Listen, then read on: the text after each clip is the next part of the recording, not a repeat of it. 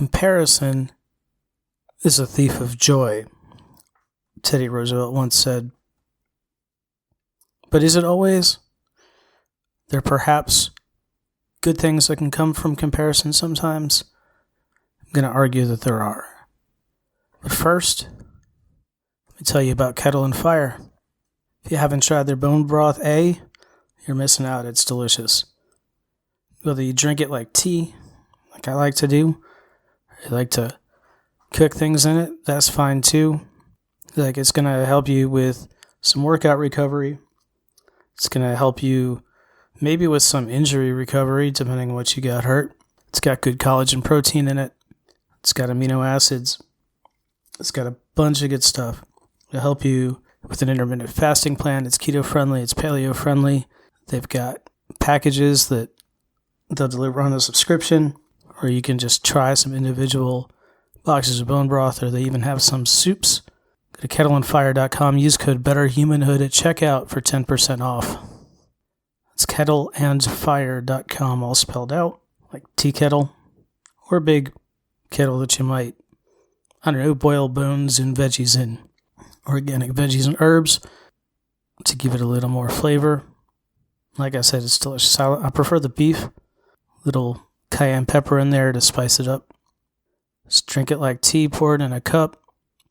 Stick it in the microwave for 45 seconds and sing your way through the day. Kettleandfire.com, code BetterHumanhood at checkout for 10% off. Let's get on with it. Welcome to Better Humanhood, where we build a better world by building better people.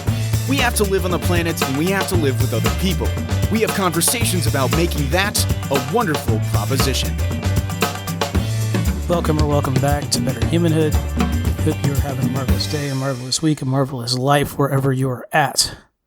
Like I said at the opening, President Theodore Roosevelt once said, comparison is the thief of joy. And if you want to see that in action, if you're not sure what that means, head over to Instagram and scroll around a bit.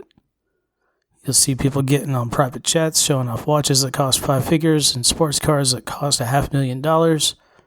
Whether or not those are things that those people have in real life, and they might not be. Compare their apparent lives to yours, and you might feel like garbage.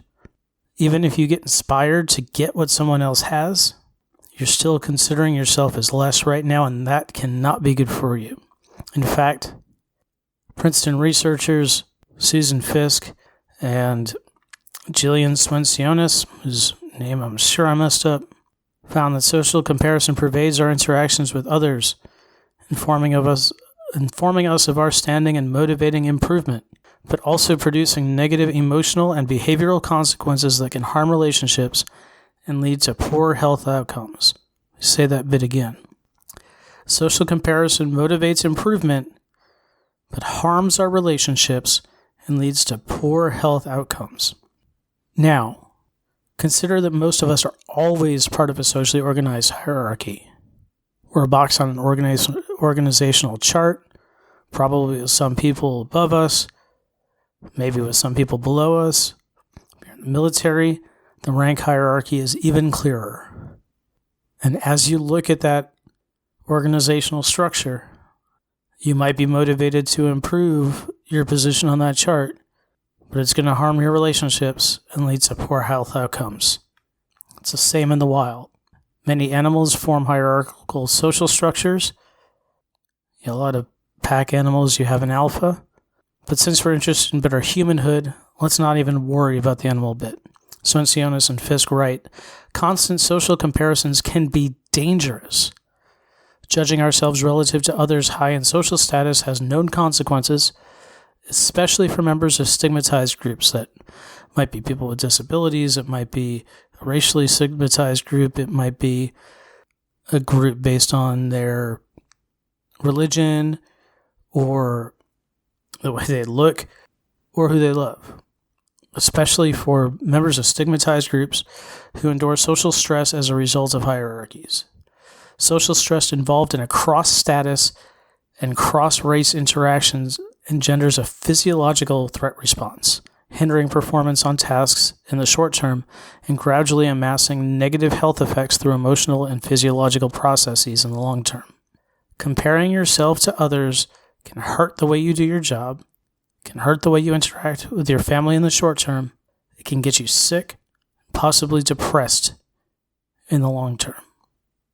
And if the stress of comparison comes in a cross race or cross status, cross sexual orientation, cross faith, whatever, anytime that you're comparing yourself to somebody who is other than you, it comes with a physiological threat response.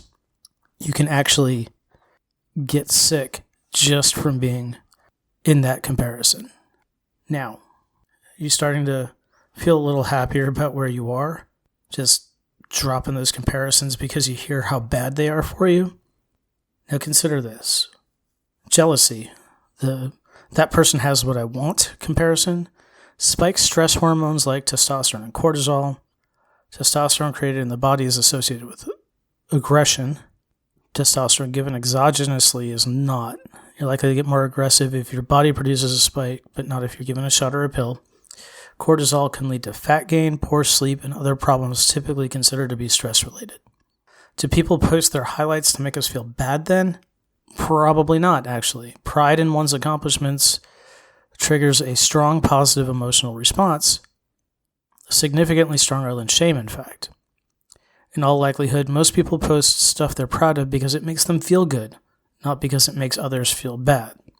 Let's be honest, if you post the stuff that you're proud of because you want to make others feel bad, you're an asshole. There, I said it. Is comparison always bad, though? I'm going to say no. A couple of instances come to mind. One is objective comparison. If you're honestly not sure where you are in life, you might discover you're better off than you thought you were by comparing yourself to others. However, this comes with the caveat that it's a good check-in and nothing more. When you find out you're better off than you thought you were, it's a good time to be grateful. It's not a good time to relax or to think of those not doing as well as less than you.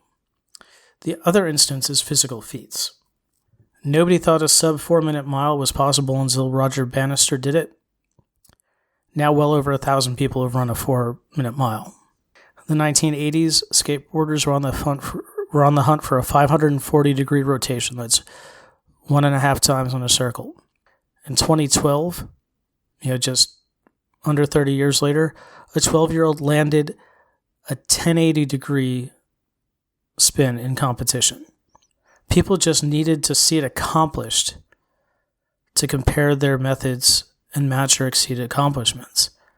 I don't know if you've ever been on a skateboard or if you've watched somebody on a skateboard, but if you stand where you are, spin a full circle, then another half circle, so you wind up, facing the other direction.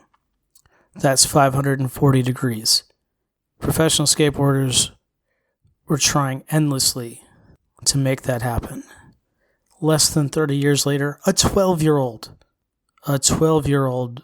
body not fully developed yet, still trying to put on strength, maybe just starting to go through puberty even, landed a 1080. That's 3 times around in a circle in less than 30 years. They just needed to see people hit that 540, then a 720, then a 900. Once they saw people do it, they understood how it worked. They're able to improve on it. It's something that Stephen Kotler writes about in Rise of Superman in terms of climbing routes previously thought unclimbable. Once somebody figures out how to do it, others can make their bodies do it almost immediately. So, to compare or not to compare, do so at your own risk. Hey, thanks for listening. Thanks for being here. You can find me at joshshear.com. You can find show notes for this and other episodes at betterhumanhood.com. You can save 10% in your order at Kettle and Fire by using code BetterHumanhood at checkout at kettleandfire.com. Be who you are. Be who you will to be. We will see you next time.